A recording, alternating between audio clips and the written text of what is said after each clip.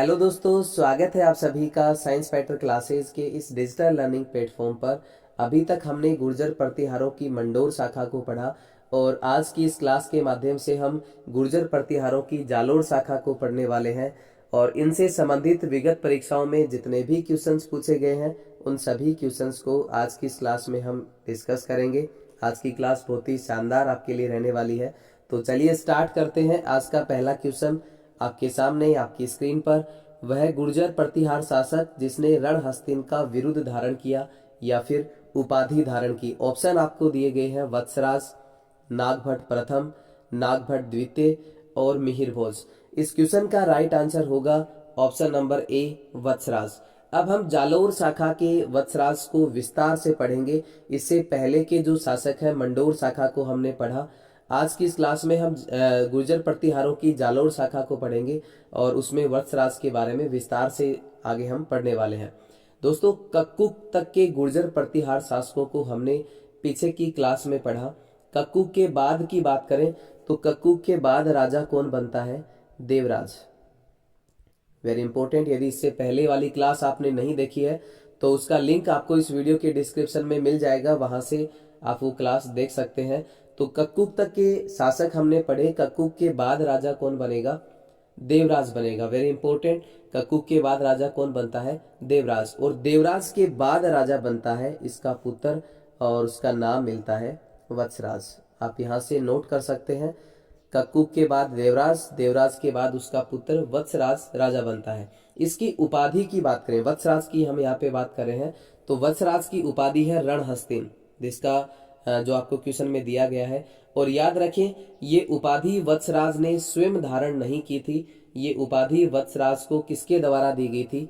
उद्धोतन सूरी के द्वारा। Very important. किसके द्वारा दी गई थी? उद्धोतन सूरी।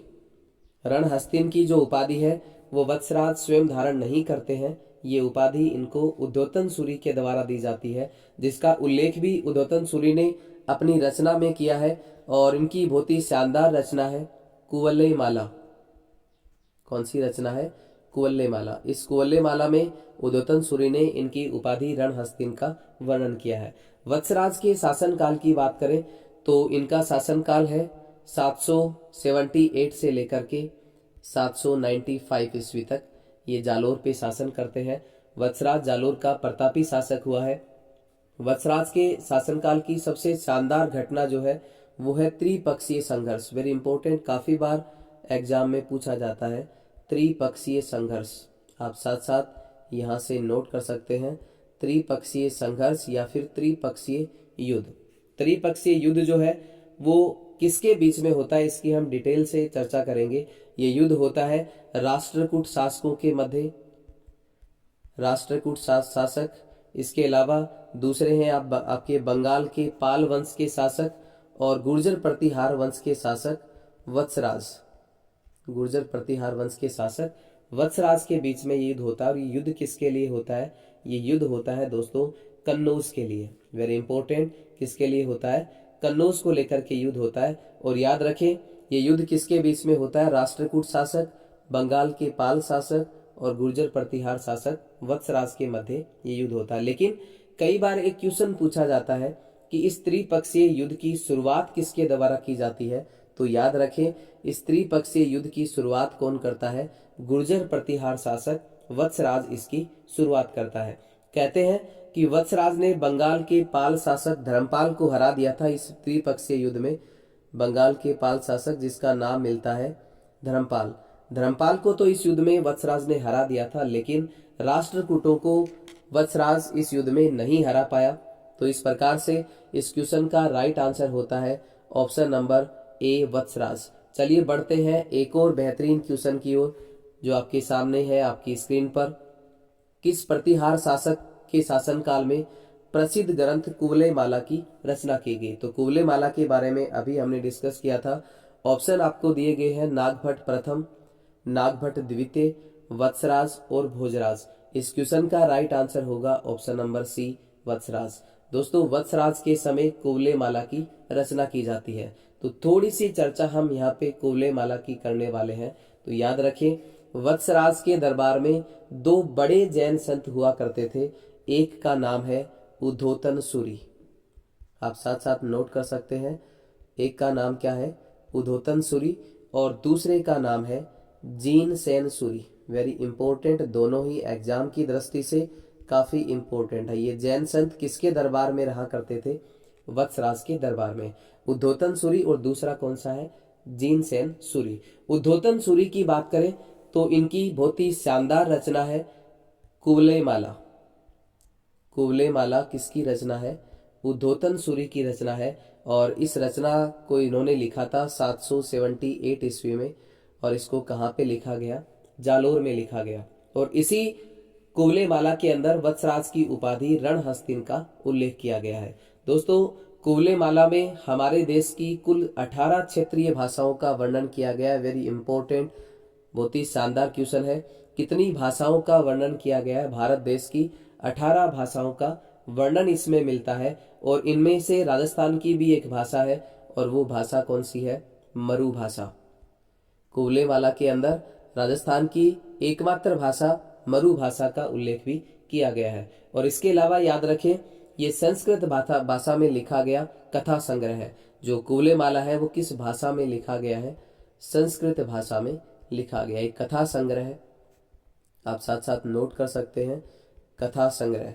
कुवलय माला क्या है, संस्कृत भाषा में लिखा गया एक कथा संग्रह। जबकि बात करें हम जीन सेन सूरी की, तो जीन सेन सूरी की भी बहुत शानदार रचना है, और वो है हरिवंश पुराण। कौन सी रचना है, हरिवंश पुराण। किसकी रचना है हरिवंश पुराण, जीन सेन सूरी की। और इस रचना को इन्होंने लिखा था 783 ईस्वी में, 783 ईस्वी में लिखा जाता है। और ये भी कहाँ पे लिखी गई, जालोर में लिखी जाती है। इस रचना में वत्सराज की एक उपाधि का वर्णन है, किसमें, हरिवंश पुराण के अंदर। जिस प्रकार से रणहस्तिन का जो उल्लेख है वो किसमें मिलता है, उद्धोतन सूरी की कुवलय माला में मिलता है, उसी तरह से हरिवंश पुराण जो कि जीन सूरी की रचना है, इसमें भी वत्सराज की एक उपाधि का वर्णन है। बहुत ही शानदार उपाधि है, और उस उपाधि का नाम है बहुसंख्य भूभृतो। आप साथ साथ नोट कर सकते हैं, बहुसंख्य भूभृतो। भूभृतो ये रचना किसकी है, ये रचना है हरिवंश पुराण, जीन सेन सूरी की रचना है। और इस रचना में बहुसंख्य भूभृतो उपाधि जो कि वत्सराज की है, इसका वर्णन या इसका उल्लेख किया गया। जबकि रणहस्तिन का उल्लेख किसमें मिलता है, उद्धोतन सूरी की कुवलय माला में मिलता है। इसके अलावा बहुसंख्य भूभृतों का एक नाम और है, अवनी भूभृतो। अवनी भूभृतो, इसे अवनी भूभृतो भी कहा जाता है। आप सारी बातें यहाँ से नोट कर सकते हैं। इस प्रकार वत्सराज की दो उपाधियों की चर्चा हमने की, एक रणहस्तिन जिसका उल्लेख कुवलय माला में मिलता है, दूसरी की चर्चा हमने की बहुसंख्य भूभृतों या फिर अवनी भूभृतों, इसका उल्लेख किसमें मिलता है, हरिवंश पुराण के अंदर मिलता है। इसके अलावा भी वत्सराज की एक उपाधि और है, और वो उपाधि है जय वराह। जय वराह भी किसकी उपाधि है, वत्सराज की उपाधि है। वत्सराज की राजधानियों की बात करें तो देखिए, वत्सराज की राजधानी जो है वो पहली राजधानी है इसकी जालोर। वत्सराज की पहली राजधानी कौन सी हुआ करती थी, जालोर हुआ करती थी। और जालोर राजधानी का जो उल्लेख है वो किस में मिलता है, उद्धोतन सूरी की कुवलय माला में मिलता है। वेरी इंपॉर्टेंट, वत्सराज की राजधानी जालोर हुआ करती थी, इसका उल्लेख किस में किया गया है, उद्धोतन सूरी की कुवलय माला में इसका उल्लेख मिलता है। किसमें मिलता है, कुवलय माला में, जो कि किसकी रचना है, उद्धोतन सूरी की। जबकि दूसरी राजधानी जो है वो है उज्जैन। वत्सराज की दूसरी राजधानी कौन सी रही है, उज्जैन या फिर अवंती, इसका भी उल्लेख मिलता है। और इसका उल्लेख किसमें मिलता है, जीन सेन सूरी की रचना हरिवंश पुराण में इस उज्जैन राजधानी का वर्णन या उल्लेख मिलता है। इस प्रकार से इस क्वेश्चन का राइट आंसर होता है ऑप्शन नंबर सी, वत्सराज। चलिए बढ़ते हैं अगले क्वेश्चन की ओर। अगला क्वेश्चन आपके सामने आपकी स्क्रीन पर, कुवलय माला नामक कथा संग्रह में कितनी देसी भाषाओं के नाम का उल्लेख किया गया है, तो इसका भी हमने अभी डिस्कस किया है। इसको भी ऑप्शन आपको दिए गए हैं 15, 16, 17 और 18। तो उद्धोतन सूरी की रचना कुवलय माला में कितनी देसी भाषाओं का उल्लेख मिलता है, ये 18 भाषाओं का उल्लेख इसमें मिलता है और इनमें से एक राजस्थानी भाषा भी है और वो राजस्थानी भाषा कौन सी है, मरु भाषा का उल्लेख इस कोलेवाला में मिलता है। इस प्रकार से इस क्वेश्चन का राइट आंसर होता है ऑप्शन नंबर डी 18। चलिए बढ़ते हैं अगले क्वेश्चन की ओर। एक और बेहतरीन क्वेश्चन आपके सामने आपकी स्क्रीन पर, किस प्रतिहार शासक ने आदि वराह की उपाधि धारण की थी। बहुत ही गजब का क्वेश्चन आपको पूछा गया है। ऑप्शन आपके सामने है नागभट्ट प्रथम, वत्सराज, नागभट्ट द्वितीय और मिहिर भोज। इस क्वेश्चन का राइट आंसर होता है ऑप्शन नंबर डी मिहिर भोज। अब हम थोड़ी सी चर्चा करेंगे मिहिर भोज की। तो याद रखें, गुर्जर प्रतिहार शासकों में जितने भी शासक हुए हैं उन सभी में सबसे लंबा जो कार्यकाल है वो किसका रहा है, मिहिर भोज का रहा है। सबसे लंबा कार्यकाल, वेरी इंपॉर्टेंट, सबसे लंबा जो शासन काल है या कार्यकाल है वो किसका रहा है, मिहिर भोज का रहा है या राजा भोज का रहा है। वेरी इंपॉर्टेंट, कई बार एग्जाम में पूछा गया है। इसके शासन काल की बात करें तो ये लगभग 49 साल तक शासन करते हैं मिहिर भोज। हमने वत्सराज तक के गुर्जर प्रतिहार शासकों को पढ़ा है। वत्सराज के बाद शासक बनेगा नागभट्ट द्वितीय। आप साथ साथ नोट कर सकते हैं, वत्सराज के बाद शासक कौन बनता है, नागभट्ट द्वितीय। कौन बनेगा, नागभट्ट द्वितीय बनेगा। किसके बाद, वत्सराज के बाद। और इसके बाद शासक बनेगा मिहिर भोज। वत्सराज के बाद नागभट्ट और इसके बाद शासक कौन बनेगा, मिहिर भोज बनेगा। तो इससे मिहिर भोज से पहले थोड़ी सी चर्चा हम नागभट्ट सेकेंड की करेंगे। तो नागभट्ट सेकेंड का जो शासन काल है, कार्यकाल है, वो है 795 से लेकर के 833 तक शासन करता है नागभट्ट द्वितीय।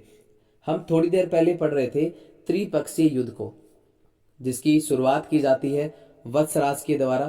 त्रिपक्षीय युद्ध राष्ट्रकूट, पाल और गुर्जर प्रतिहारों के मध्य होता है। और इस युद्ध की शुरुआत कौन करता है, ये कन्नौज को लेकर के होता है।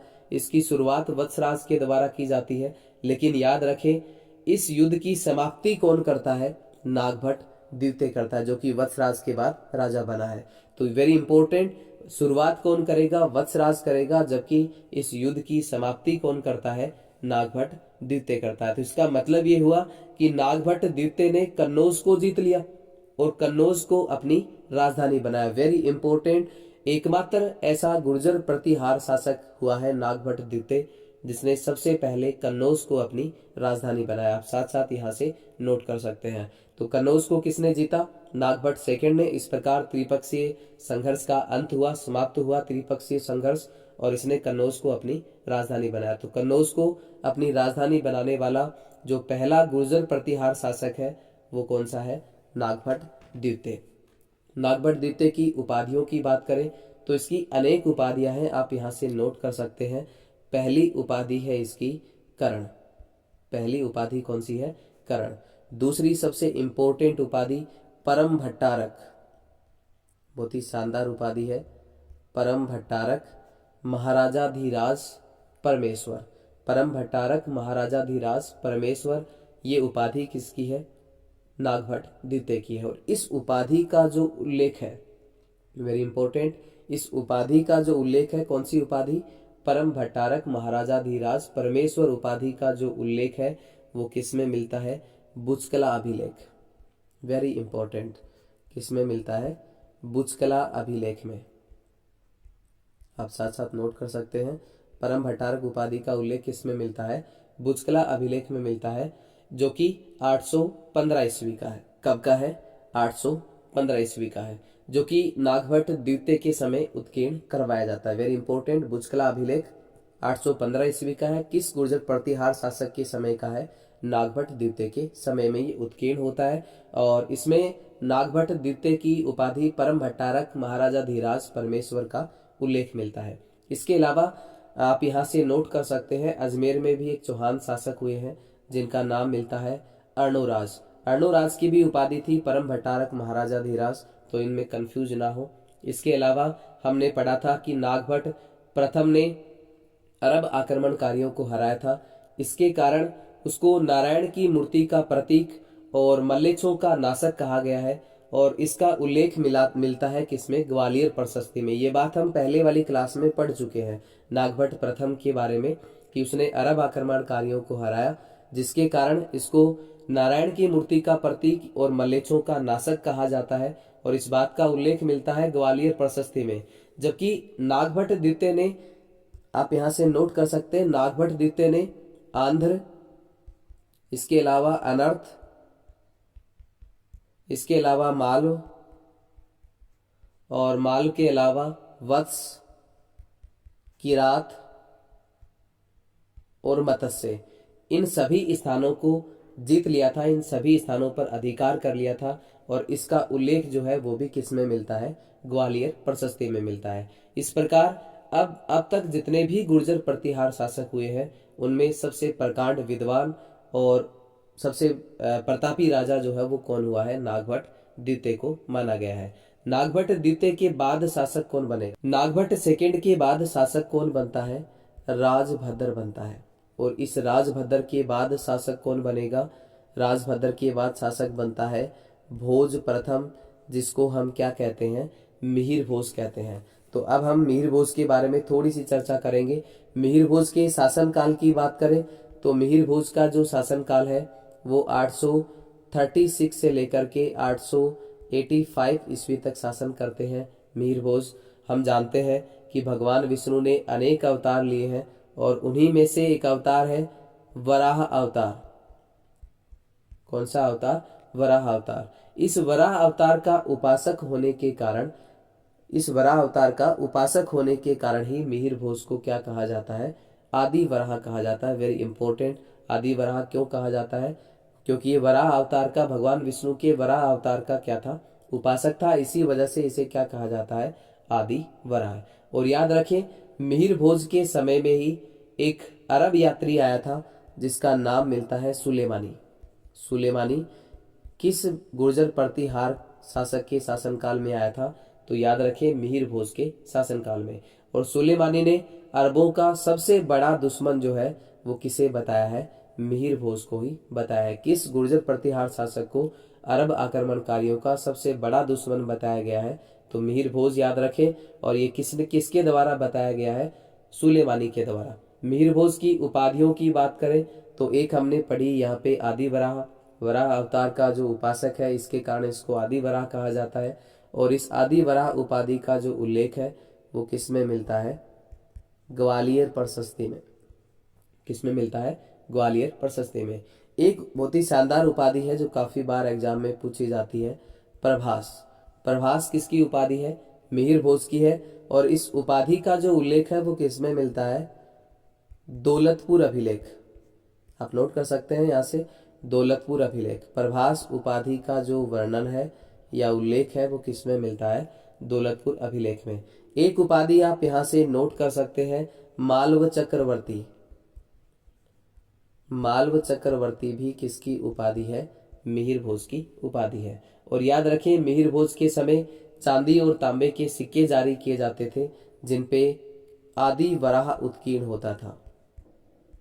क्या उत्कीर्ण होता था, आदि वराह उत्कीर्ण होता था। इस प्रकार से इस क्वेश्चन का राइट आंसर होता है ऑप्शन नंबर डी, मिहिर भोज। चलिए बढ़ते हैं अगले क्वेश्चन की ओर। एक और शानदार क्वेश्चन आपके सामने आपकी स्क्रीन पर, निम्नलिखित में से कौन सी पुस्तक गुर्जर प्रतिहार वंश के मिहिर भोज के द्वारा रचित नहीं है। प्रकांड विद्वान हुआ करते थे मिहिर भोज, तो कौन सी रचना जो है वो मिहिर भोज की नहीं है। ऑप्शन आपको दिए गए हैं, सर्वस्व श्रृंगार प्रकाश, कृत्य कल्पत्रु, राज मृडाट और धर्म संग्रह। तो इस क्वेश्चन का राइट आंसर होगा ऑप्शन नंबर डी, धर्म संग्रह मिहिर भोज की रचना नहीं है। चलिए बढ़ते हैं अगले क्वेश्चन की ओर।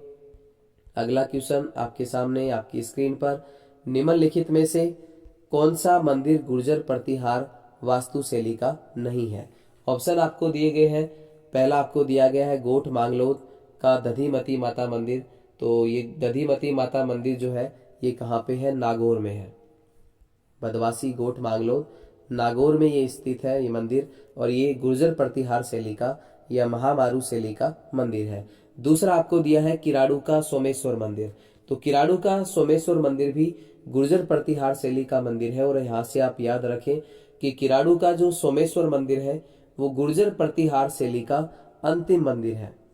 गुर्जर प्रतिहार शैली का अंतिम मंदिर जो है वो कौन सा है? किराड़ू का सोमेश्वर मंदिर।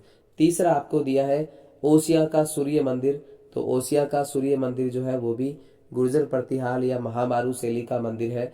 चौथा आपको दिया है चार चोमा का शिव मंदिर। तो चार चोमा का शिव मंदिर जो कि कोटा जिले में स्थित है। कहाँ पे है ये? कोटा में। ये गुर्जर प्रतिहार शैली का मंदिर नहीं है। ये किस शैली का है? गुप्तकालीन मंदिर है। कैसा मंदिर है? गुप्तकालीन मंदिर। इस प्रकार से इस क्वेश्चन का राइट आंसर होता है ऑप्शन नंबर डी, चार चोमा का शिव मंदिर। इसके अलावा आभानेरी दौसा में एक मंदिर है हर्षद माता का मंदिर, या हर्षद माता का मंदिर। कहाँ पे है ये? दौसा में। इसके अलावा सीकर में एक है हर्षनाथ का मंदिर, हर्षनाथ का मंदिर जो कि सीकर में है।